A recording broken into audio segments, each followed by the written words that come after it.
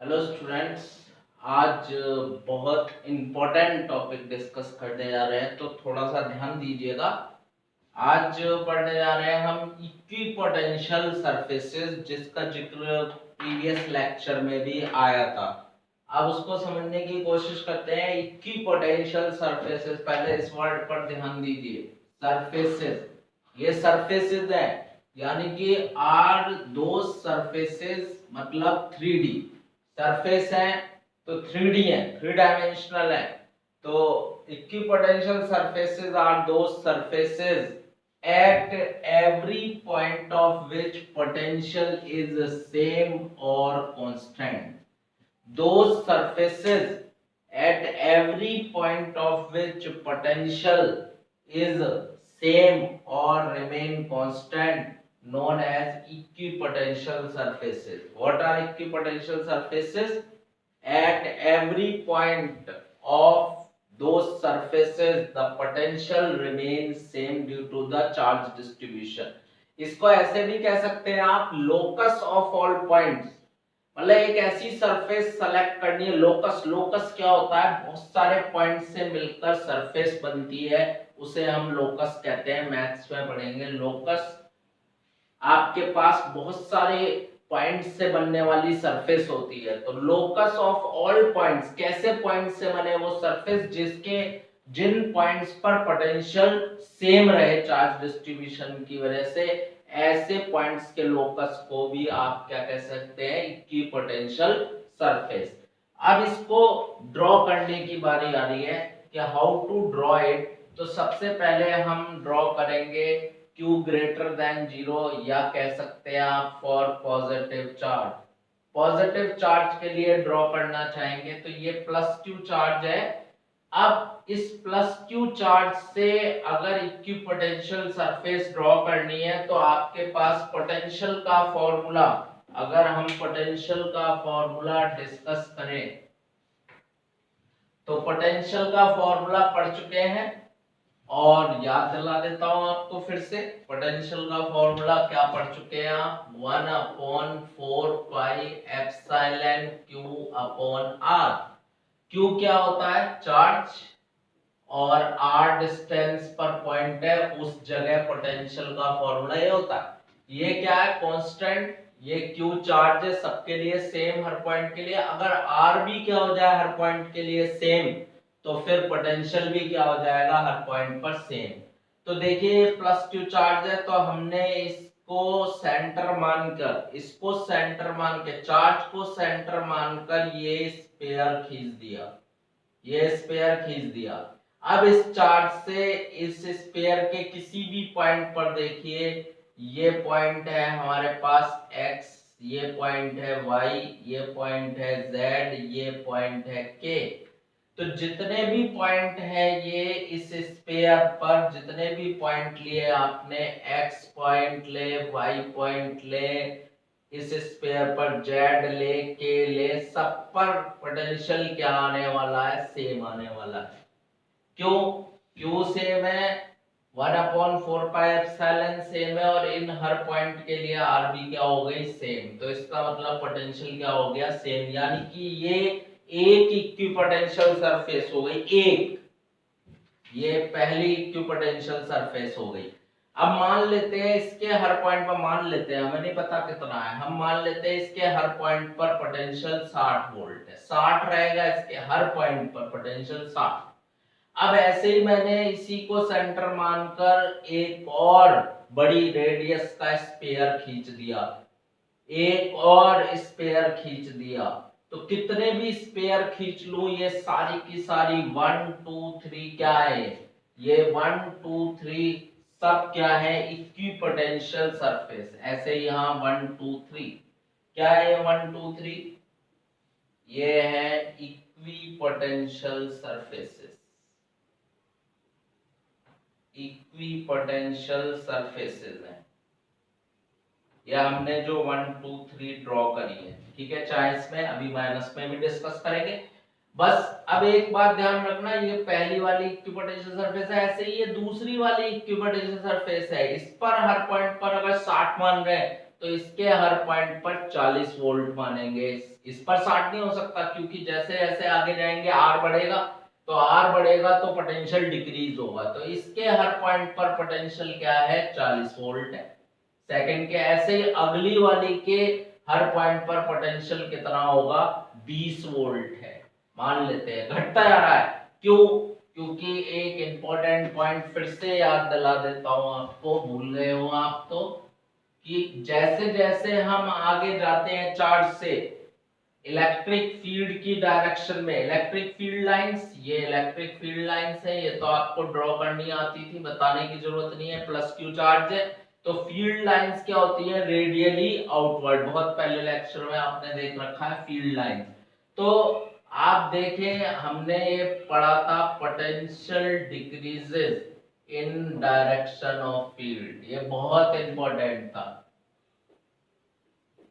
ये बहुत ज्यादा इंपॉर्टेंट कॉन्सेप्ट था, और इस बात को जितना ज्यादा बार आप याद रखेंगे उतना ही ज्यादा फायदा रहेगा आपको। जैसे जैसे पोटेंशियल देखेंगे फील्ड की डायरेक्शन में हमेशा पोटेंशियल डिक्रीज होगा, तो ये भी कॉन्सेप्ट लगा सकते हैं, 60 40 20 इलेक्ट्रिक फील्ड की डायरेक्शन में पोटेंशियल डिक्रीज होगा। और एक बात देखते रहे, जैसे जैसे आगे बढ़ रहे हैं इन सरफेस के बीच का गैप बढ़ता जा रहा है, इनके बीच का गैप, पहले दूसरे के बीच में गैप देखे, दूसरे तीसरे के बीच में गैप बढ़ता जाएगा, तीसरे चौथा और बनाएंगे तो गैप बढ़ता जाएगा। ये क्यों बढ़ेगा, ये इसकी प्रॉपर्टी है, आगे चल के पढ़ेंगे आप थोड़ी देर बाद ही। अब अगर माइनस के लिए बनाना हो, माइनस के लिए फील्ड लाइंस कितनी आएंगी, रेडियली इनवर्ड। माइनस के लिए फील्ड लाइंस कैसी आएंगी, रेडियली इनवर्ड। लेकिन इक्विपोटेंशियल सरफेस कैसी ही आएंगी, अभी भी क्या ही आएंगी, कॉन्सेंट्रिक स्फीयर्स। कॉन्सेंट्रिक स्फीयर्स, यहाँ -60 क्योंकि चार्ज कैसा है, नेगेटिव, तो -60, यहाँ -40, यहाँ -20, इसी तरह से। तो हमारे पास कॉन्सेंट्रिक स्फीयर्स आ रहे हैं, ये पॉजिटिव चार्ज के लिए था, ये नेगेटिव चार्ज के लिए बनाया है हमने, Q लेस देन 0। दोनों के लिए ही क्या आ रही है हमारे पास, concentric spheres with charge is at centre.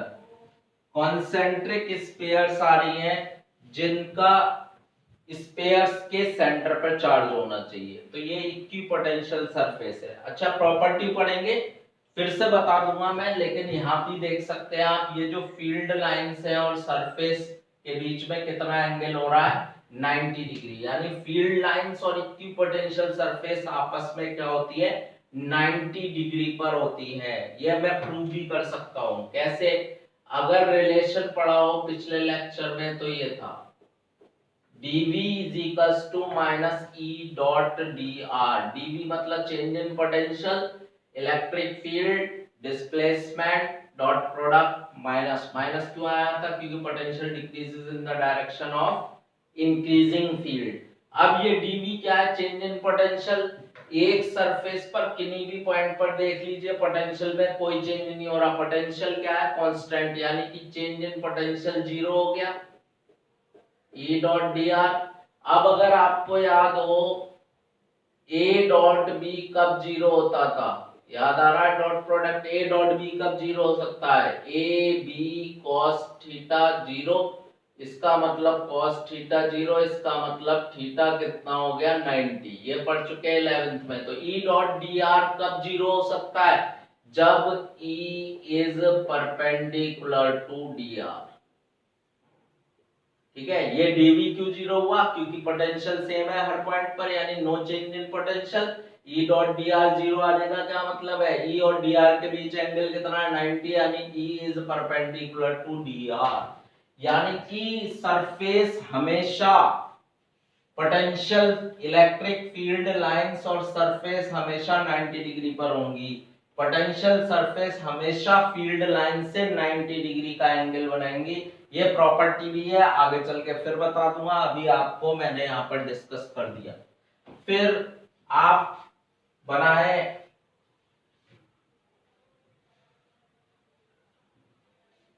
Uniform field. Uniform field के लिए बना के देखते हैं potential surface for the uniform field. Uniform field कैसे बनता था, याद करें आप, यूनिफॉर्म फील्ड की अगर मैं बात करूं तो यूनिफॉर्म फील्ड इस तरह से होती है, पैरेलल और इक्विडिस्टेंट फील्ड लाइन, ये क्या बता रही है आपके पास, यूनिफॉर्म फील्ड। अब आपको सरफेसेस बनानी है, अब ध्यान रखें आप इस पर सरफेसेस बनाएंगे, ये गई सरफेसेस। और अभी बताया सरफेसेस क्या होती है, equipotential surfaces are perpendicular to field lines. ये बनाई 1, ये 2, ये 3, ये ध्यान रखें ये सरफेसेस क्या होंगी, फील्ड लाइन के परपेंडिकुलर। अभी बताया था electric field lines are always perpendicular to the field lines.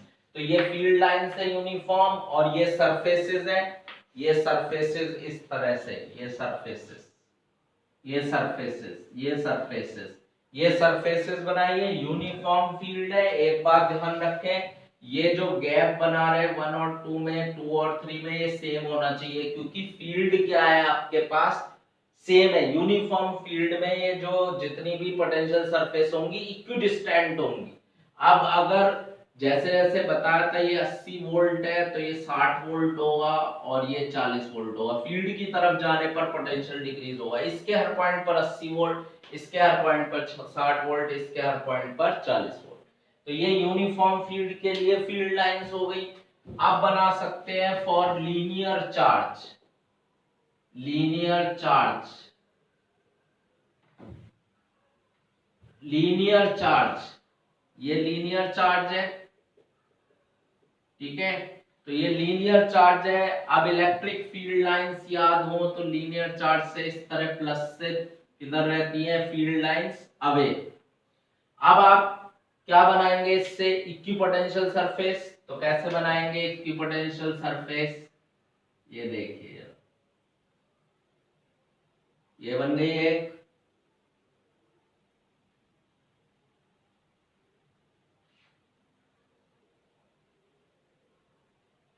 ये बन गई दूसरी। बहुत सारे सिलेंडर बनेंगे क्योंकि आपके पास ये चार्ज से डिस्टेंस क्या होनी चाहिए, इक्वल होनी चाहिए इक्विपोटेंशियल सरफेस। और दूसरी बात क्या सीखी थी आपने कि ये जो फील्ड लाइंस है और इक्विपोटेंशियल सरफेस है ये कितनी डिग्री पर होनी चाहिए, 90 डिग्री पर होनी चाहिए। तो आपको दिखाई दे रहा होगा for the linear charge, linear charge के लिए अगर हम बनाने की कोशिश करें तो फॉर द लीनियर चार्ज हमारे पास कैसी आ रही है, ये कॉन्सेंट्रिक सिलेंडर्स, कॉन्सेंट्रिक सिलेंडर्स की फॉर्म में आ रही है हमारे पास with linear charge as axis. ये लीनियर चार्ज है, इस चार्ज के चारों तरफ ये जो सिलेंडर बन रहा है ये 1, ये 2, 3, कई सारे सिलेंडर बन जाएंगे कॉन्सेंट्रिक। इस लीनियर चार्ज क्या बनना चाहिए, इन सब सिलेंडर का एक्सिस बनना चाहिए। और सबसे इंपॉर्टेंट बात, इलेक्ट्रिक फील्ड लाइंस और इक्विपोटेंशियल सरफेस के बीच में जो एंगल है वो कितना होना चाहिए, 90 डिग्री होनी चाहिए। तो ये हमने बनाया किसके लिए, लीनियर चार्ज डिस्ट्रीब्यूशन के लिए बनाया हमने। फिर बनाएंगे फॉर डाइपोल, डाइपोल के लिए बनाइए equal and opposite charge for dipole, एक प्लस क्यू चार्ज और एक माइनस क्यू चार्ज। अब आप इसके लिए बनाएंगे तो आपको ध्यान होना चाहिए, पहले फील्ड लाइंस बना लेते हैं हमेशा। फील्ड लाइंस कैसे बनेंगी, from positive to negative, from positive to negative, from positive to negative, from positive to negative. Field lines बना लीजिए आराम से। फील्ड लाइंस बनाएंगे पहले, पॉजिटिव से किधर जाती हैं, आउटवर्ड्स, और नेगेटिव से किधर आती है, इनवर्ड्स। ये बना लिया आपने फील्ड लाइंस। अब एक क्वेश्चन भी कराया था आपको पिछले लेक्चर में कि अगर dipole equal and opposite charge हो तो राइट बाइसेक्टर इसका क्या बन जाएगा, आपके पास इक्विपोटेंशियल सरफेस, ये बन गई। ठीक है, आपको ध्यान देना है कि ये हमेशा फील्ड लाइन से क्या रहना चाहिए, 90 डिग्री। इस तरफ आइए, इस तरफ आइए।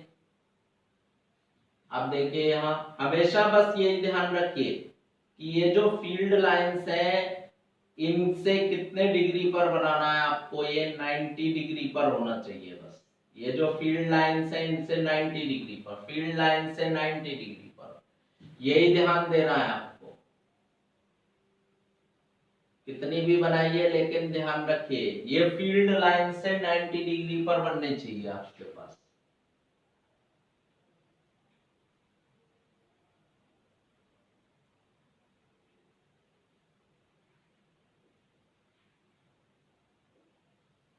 ये तो ये सारी जितनी भी हमने लाइंस बनाई है ये सारी क्या है हमारे पास इक्विपोटेंशियल सरफेसेस है। ये जितने भी डैश लाइन बना रहे हैं ये डैश कर लीजिए, ये सब हमारे पास क्या है, इक्विपोटेंशियल सरफेसेस है। ये किसके लिए है, डाइपोल के लिए। बस ये ध्यान रखिएगा कि ये जो फील्ड लाइन है इनसे 90, इससे 90, इससे 90, फील्ड लाइन से हमेशा 90 बनाते जाइए। तो ये डाइपोल के लिए क्या बन गई हमारे पास, इक्विपोटेंशियल सरफेसेस बन गई। ठीक है, अगला for like charge, like charge के लिए भी बना सकते हैं आप ऐसे ही। और लाइक चार्जेस,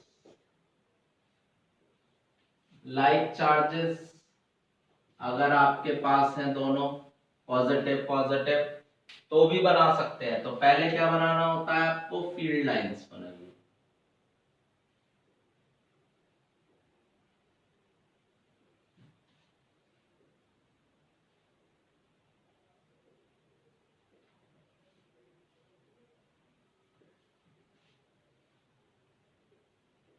अब क्या बनाएंगे आप, इससे परपेंडिकुलर बनाते रहिए। क्या बनाते रहेंगे, परपेंडिकुलर इक्विपोटेंशियल सरफेसेस बनाते रहिए। ये देखिए,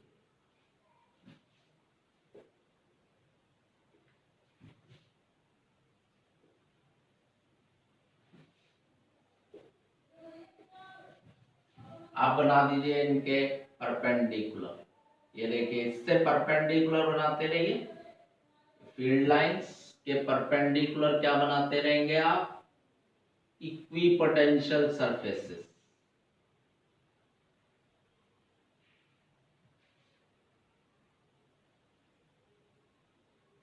अब देखिए ये कभी इंटरसेक्ट नहीं करती है, अभी अगली प्रॉपर्टी आएगी। तो जैसे ही ये इंटरसेक्ट करने वाली हो यहाँ और यहाँ से, ये इंटरसेक्ट कभी नहीं करेंगी इस तरह से, ये इंटरसेक्ट नहीं करेंगी, ये रिपेल हो जाएंगी।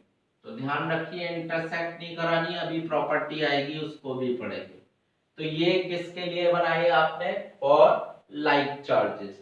तो different charge contribution, different charge configuration के लिए हम बनाते जा रहे हैं, क्या बनाते जा रहे हैं, इलेक्ट्रिक फील्ड लाइंस बनाते जा रहे हैं for the different charge configurations. अब इनकी प्रॉपर्टीज, प्रॉपर्टीज के बारे में बात कर लेते हैं। तो बहुत इंपॉर्टेंट बात करने जा रहे हैं, प्रॉपर्टीज। तो सबसे पहली प्रॉपर्टी, सबसे पहली प्रॉपर्टी सबसे इंपॉर्टेंट थी और वो क्या थी, हम पहले ही पढ़ चुके हैं, equipotential surfaces. Equipotential surfaces are always perpendicular to field line. सबसे पहली प्रॉपर्टी यही थी, इक्विपोटेंशियल सरफेसेस हमेशा फील्ड लाइंस के परपेंडिकुलर होती है। हमने प्रूव भी कर दिया था, परपेंडिकुलर होनी चाहिए, right angle to the field lines. दूसरी प्रॉपर्टी, दूसरी प्रॉपर्टी इंपॉर्टेंट है फिर, no work is done by electrostatic force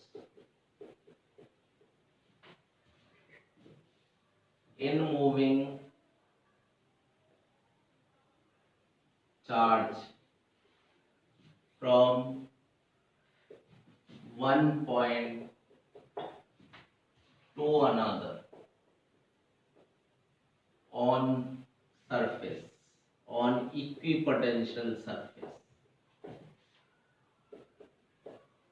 Now this is going to be very crucial, बहुत important है। अगर कोई आपके पास इक्विपोटेंशियल सरफेस है, हमारे पास ये ले लेते हैं, इक्विपोटेंशियल सरफेस है मान लीजिए, ठीक है।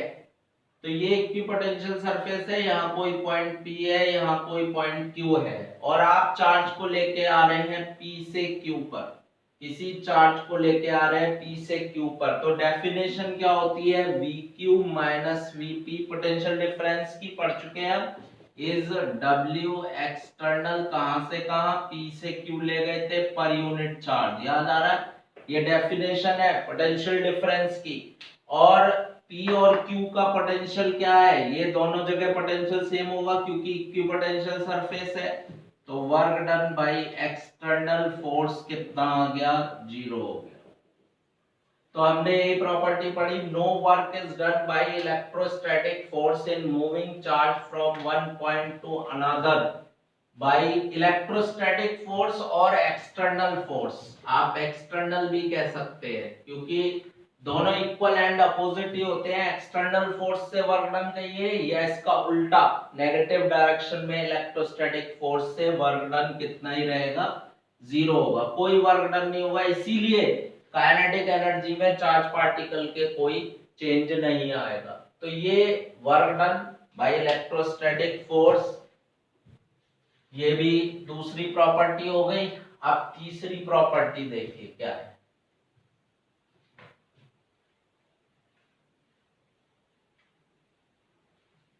तीसरी प्रॉपर्टी हमारे पास है electric field lines are closer in equipotential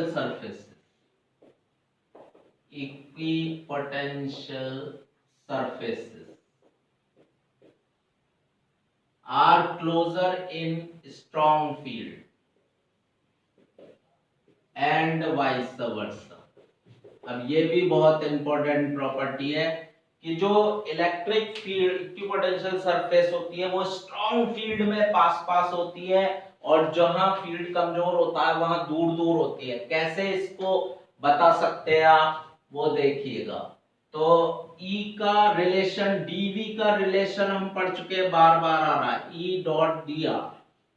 तो देख लेते हैं E कितना आ गया आपके पास। हमने यहाँ देखिए E है, ये dV है, और ये dr है। dr क्या है, गैप है। तो जितना ज्यादा ये दोनों का प्रोडक्ट है, तो इसका मतलब ये ज्यादा होगा, स्ट्रॉन्ग होगा, तो ये क्या होगी, ये लेस होगा।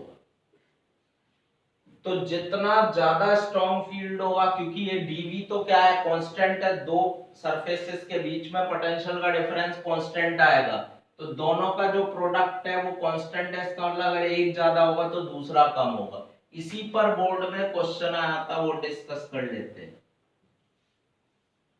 ये x है, ये y है, और ये z है, और इलेक्ट्रिक फील्ड कहा गया कांस्टेंट है अलोंग z एक्सिस। कांस्टेंट मतलब यूनिफॉर्म है। तो इक्विपोटेंशियल सरफेसेस कैसे बनाएंगे आप, फील्ड के परपेंडिकुलर होंगी, ये गई। इलेक्ट्रिक फील्ड क्या है, z के अलोंग है कांस्टेंट, और हमारी फील्ड इक्विपोटेंशियल सरफेस क्या होती है, फील्ड के परपेंडिकुलर होती है। बस ये गैप ध्यान रखिएगा, ये कितनी भी बना लीजिए आप, ये जो गैप रहेगा वो क्या रहना चाहिए, सभी में सेम रहना चाहिए, क्योंकि पोटेंशियल क्या है, कांस्टेंट है। अगला ही इसका पार्ट इन्होंने दिया, और वो दिया इस तरह से कि जो सेम क्वेश्चन है, एक्स वाई जेड, लेकिन अब की बार फील्ड क्या हो रहा है, इंक्रीजिंग। फील्ड नॉन यूनिफॉर्म है, इंक्रीज, जेड डायरेक्शन में फील्ड लेकिन वो बढ़ता जा रहा है। तो अब आप कैसे बनाएंगे इक्विपोटेंशियल? पहली बात तो ये सरफेस सारी किधर आएंगी, फील्ड लाइंस के परपेंडिकुलर आएंगी।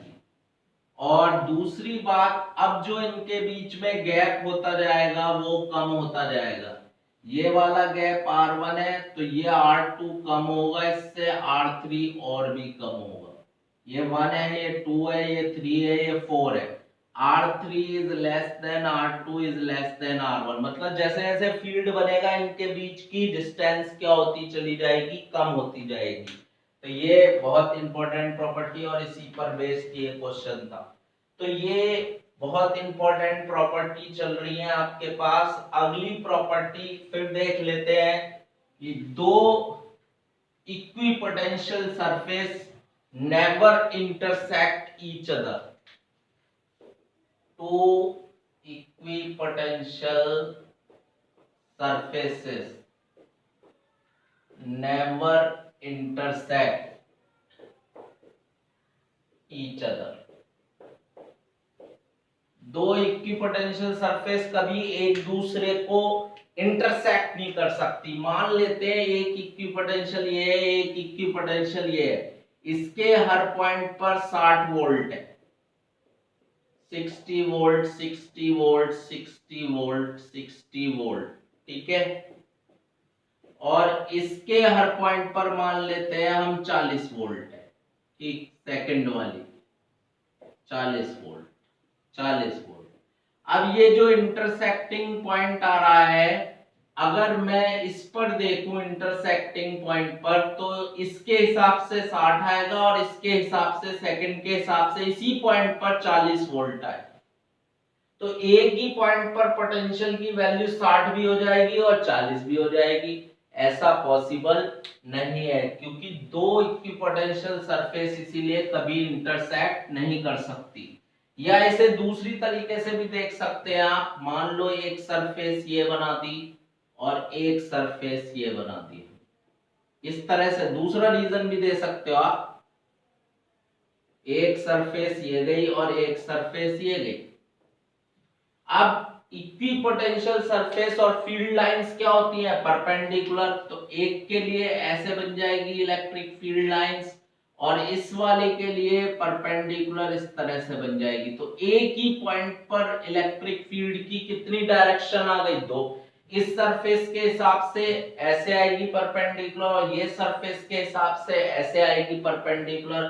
तो एक ही पॉइंट पर हमारे पास जहां इंटरसेक्ट कर रही है वहां पर एक ही पॉइंट पर दो डायरेक्शन आ गई फील्ड की, जो पॉसिबल नहीं है हमारे पास। यानी कि दो इक्विपोटेंशियल सरफेस कभी आपस में इंटरसेक्ट नहीं कर सकती है। तो ये बहुत इंपॉर्टेंट था आपके पास इक्विपोटेंशियल सरफेस।